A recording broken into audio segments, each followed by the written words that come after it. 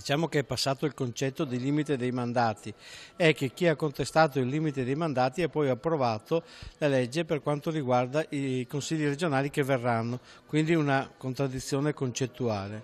Ma secondo me è la prova provata che l'obiezione alla mia proposta di legge era legata alle persone fisiche che la votavano, non al principio. Ma lo si fa partire dal 2015, ma la contestazione maggiore era legata al fatto che quella norma limitava la libertà.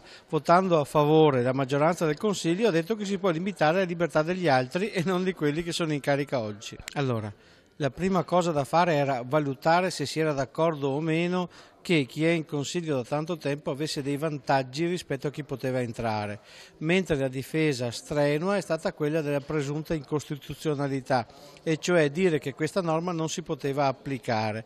Poi, votando il fatto che viene applicata nel futuro, sostanzialmente coloro che la sostenevano si sono contraddetti. Ma io ho 27 persone, 27 consiglieri che probabilmente non mi vogliono bene, ma io credo che di fronte a una battaglia così importante queste cose devono essere messe nel conto. C'era un ragazzo che si chiamava Esopo e che diceva che la volpe non gradiva l'uva che era per lei irraggiungibile.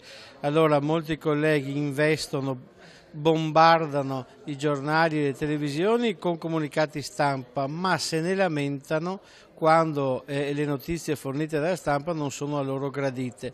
La stampa è uno dei poteri di questo nostro sistema, come lo sono le istituzioni, la Chiesa, le banche, i magistrati, e evidentemente tutti concorrono a formare questo nostro paese. È evidente che quando c'è un'accelerazione di qualcuno gli altri se ne lamentano, però non è che possiamo negare una cosa quando non ci piace.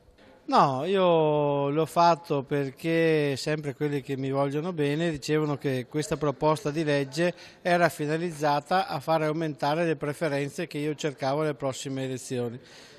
Ho voluto annunciare qualche giorno fa che non mi ricandidavo per spiegare che a questa norma io credo e credo faccia particolarmente bene alle istituzioni in un momento in cui i cittadini rifiutano la politica.